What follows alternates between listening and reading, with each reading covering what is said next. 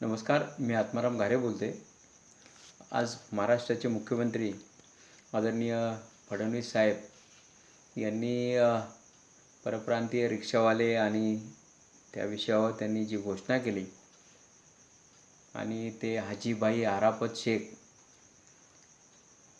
ते त्यांच्याकडे गेले होते आणि त्यांचं नाव घेऊन त्यांनी ती घोषणा केली.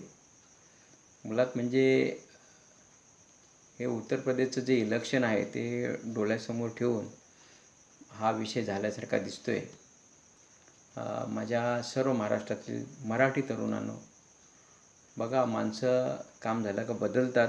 त्याचं जिवंत उदाहरण म्हणजे महाराष्ट्राचे मुख्यमंत्री हे हाजीभाई आरापत शेख जो व्यक्ती आहे तो मनसेचा वाहतूक संघटनेचा अध्यक्ष बनवला होता तेव्हा 2007च्या दरम्यान राज ठाकरे साहेबांनी.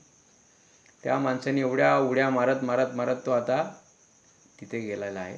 तो अल्पसंख्याकांचा नेता आहे आणि अल्पसंख्याकांचा नेता त्यांनी दाखवून दिलं की बाबा माझ्या मुलं आता ह्या रिक्षा चालक मला संघटनेला आता अभय मिळाला, त्यांना 1 वर्षासाठी सूट मिळाली, बरोबर. आणि त्यात त्यांनी काय सांगितलं मुख्यमंत्री साहेबांनी की काही वयस्कर लोक आहेत त्यांना बोलता येत नाही किंवा त्यांना ते आता भाषा जमणार नाही.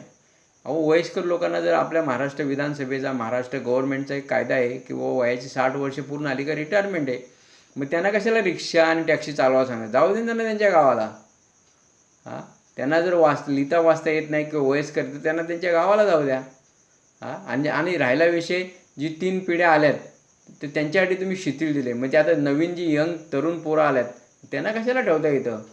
त्यांना जर बोलता येत नसेल तर त्यांचं लायसन्स जप्त करा. म्हणजे निव्वळ मुख्यमंत्री महोदय, तुम्ही आमची महाराष्ट्रातली जनतेची फसवणूक केलेली आहे असं माझा अभ्यास सांगतो आहे. कारण मी महाराष्ट्र राज्याचा नागरिक आहे आणि तुम्ही केलेलं हे निर्णय आणि तुम्हीच सगळे निर्णय घ्यायला लागले. परिवहन विभागाचा निर्णय आणि तुम्ही घेतला. पूर्वी असं नव्हतं. पूर्वी मी एकेकाली दिवाकर रावते जे परिवहन मंत्री होते त्यांच्याबरोबर खूप वेळ काम केलं आहे.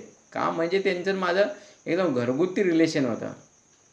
कारण मी तेव्हा विधानभवनच्या टूर काढायचो 2007च्या टायमात. तेव्हा कुठल्या पण शिवसेनेच्या एका आमदारांनी थोडंसं तुम्ही केलं तर साहेबांनी लगेच बोलून घेतलं, अरे हा घारे आपला शिवसैनिक आहे, आपला मराठी माणूस आहे, मराठी माणसाला काम द्या. पण मुख्यमंत्री महोदय आता सगळे अधिकार तर तुम्हीच घेतलेत, जो काही निर्णय तुम्हीच घेता. तुमच्या निर्णयामध्ये खूप तफावत आहे. आणि हे निव्वळ UPचं इलेक्शन जे आहे ना, मी आज सांगतो, माझा राजकीय अभ्यास सांगतो, UPचं इलेक्शन हे निव्वळ योगी आदित्यनाथ हे सरकार पडणार पडणार पडणार. कारण असे हे हाजीभाई आरापत ह्या का तुम्हाला त्या तिथं भाजपला मदत करणार आहे.